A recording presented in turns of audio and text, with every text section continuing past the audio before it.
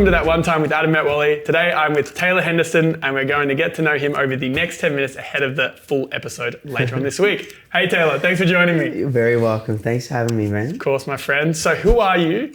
What are you best known for? And for somebody who doesn't know you, why should they listen today? Okay.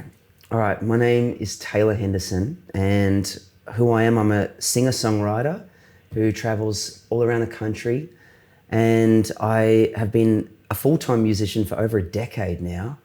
And for anyone who doesn't know me, I was on first Australia's Got Talent back in 2010 with my old man, and then I went on X Factor in 2013. And I was just a kid. I had no idea what I was in for, no clue, but I knew I loved music, but never thought it would be a career option.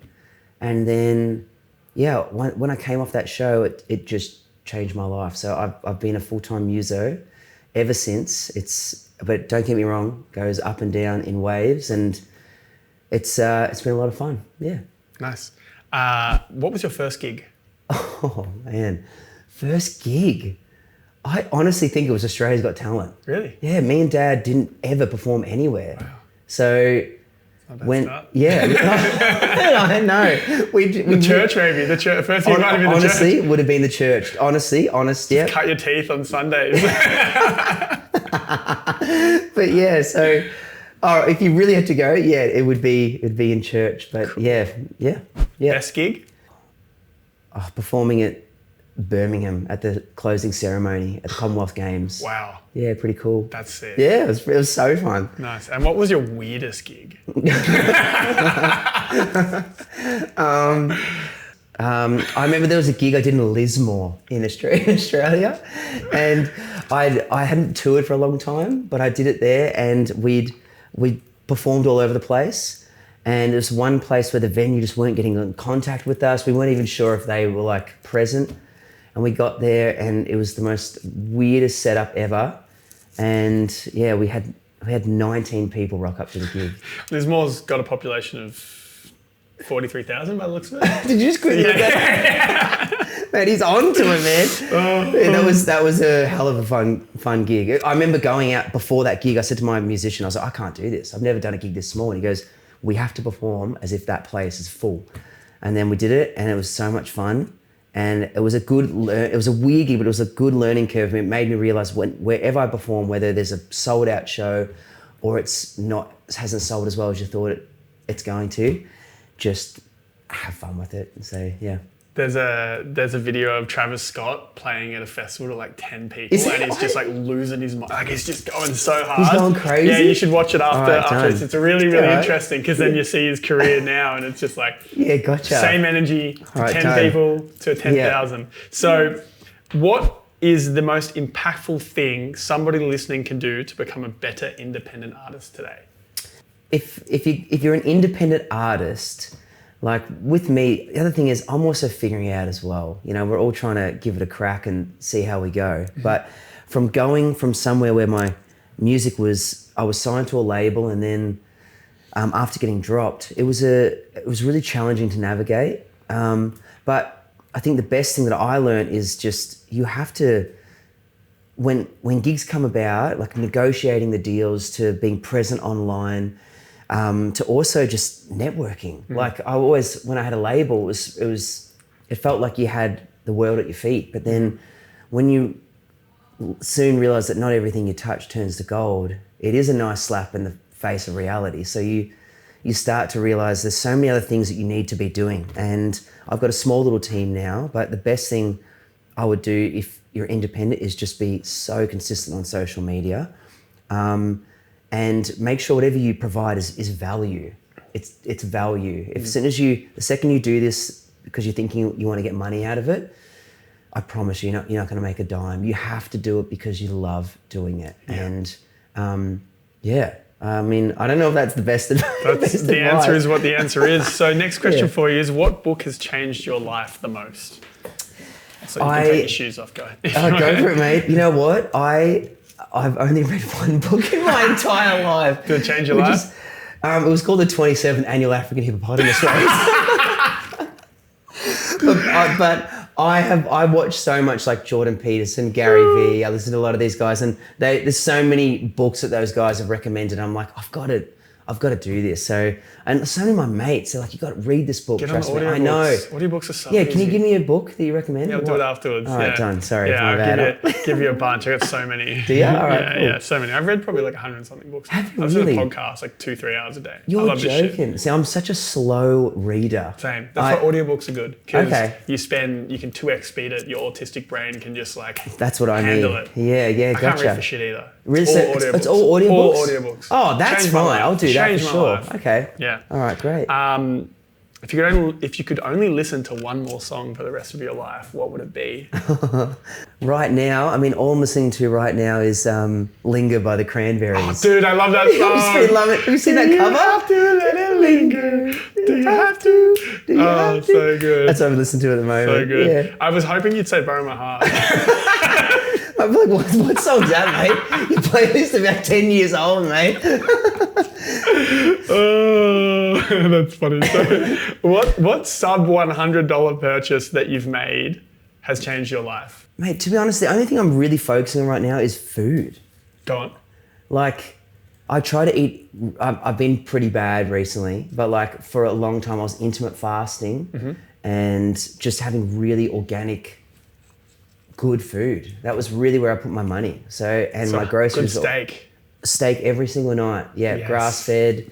Yeah, olive oil, having eggs every morning. Yeah. I'm having like, Greek yogurt with berries and walnuts and chia like seeds. exactly what I'm eating. Yeah. So I'm just trying to just keep it pretty minimalistic, but man, that's really what I'm trying to think. That's all right. But then again, it is expensive because I mean, it is sub $100 Yeah. for a steak, so I'll allow that as an answer. What's the best piece of advice you've ever received? Actually, it's so weird you say this, but someone said to me, this is I think from Gary Vee, and I always thought this. I've always used this, but he says, the moment you try to give with expectation in return, you lose. Game over. So like whenever you do give, just make sure it's purely because that's what you want to do. And that came a lot into my career. I remember for a while I was a little bit like, maybe I was trying to do something in the hopes it would affect someone like that. And then once I heard that, I was like, oh, what am I doing? It's because I'm trying to think of the audience and so that was something that I think with everything, whether it's just relationships, friendships, your partner, whatever it is. Yeah, I always listen to that. So yeah, it's pretty good. What's one opinion that you have that would make people either scratch their head or get angry regarding being an artist? Probably keeping things private. Like when you're an artist, you share so much of your life. So when it comes to my private life, I'm pretty like, I don't know. I guess it's very being an artist is very artistic. It's mysterious, but it's also so I don't know. Maybe people might be a bit. I don't overshare everything, so, and that means there's also a lack of depth that maybe an audience member can reach with you. So sometimes they're always wanting to know more about the juicy stuff, I guess. But I think that's pretty normal. I don't know if that's but people get mad at that. What, you're not telling me about your taxes? What the hell? Leave them always wanting a little bit more. Yeah. I mean, that's a good way to live. What's one weird practice you swear by? Sorry, what's one weird daily practice you swear by, even if people think it's strange? Oh, probably intermittent fasting. Yeah. Yeah, is that weird? That's everyone will tell about intermittent fasting, like, that can't be good for you. And it might not be good for you, but... You feel great. I love it. Yeah, it's great. What's one app that everybody should have downloaded on their phone? Immediately I thought of, I use it, it's not for everyone, but it's like an app that has, let me have a quick look. You know what I do when I make videos? When I've got to create some ambient sound, as a musician I can do it, but sometimes I might have my guitar with me. So I use this app called Aeropads, and it's got this really nice synth, kind of beautiful sound. And I can use it as gigs, I can connect it to my pedal, but it's also extremely calming. So sometimes I'll have it on, like, it'll actually drift me off to sleep sometimes. So Yeah, aero pads. Get on it, guys. Yeah. Nice. What advice do you wish you'd received and actually believed when you were 18? Oh, this is what comes to mind. I was brought up in church, and they preached in that church, because we were up in the same church, which a lot of people probably don't know, but that anything outside of those four walls in the church is going to burn in hell. So it's pretty dark, but that's something we believed for a long time. And so, yeah, sorry to go a little dark there, but yeah. So the advice would be that there's more of a world out there? Yeah. Okay. Yeah. Got it. What's the biggest myth in the music industry that you can debunk in 10 seconds? That everything has to be through a label. Yeah. We've got so much reach now that labels, I mean, there's so much help that they can provide, and yes, they're wonderful because they've got a team of people, but you really can, if you're willing to be a bit uncomfortable and put all of it into it, you just need, if you don't know how to record, find a producer. If you've got some good skill, got some talent, and if you know how to work your social media, you can have some pretty good success. Yeah. Great. Who's the most famous person's contact that you have, and how did you get it? You know what? Shawn Mendes messaged me once, which was pretty weird. I remember seeing my message on Twitter. He DM'd me. I was like, oh, because I went to look at Shawn Mendes and he followed me. And I was like, what the hell? He follows me. So I followed him back.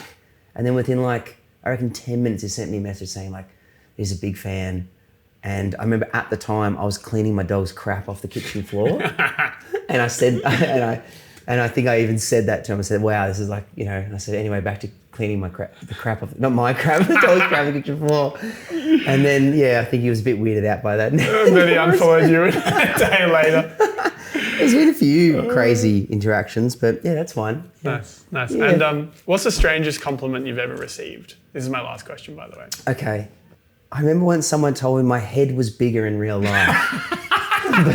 but they proceeded to tell me that, but you're better looking in real life. And I was like, I appreciate you. I'm not sure. That's such a bizarre. Yeah. I was like, is it really that big? I don't know. Must have a big head. All right, Taylor. Good to chat. I'll see you on the other side. All right, done. Cool. Thanks, bro.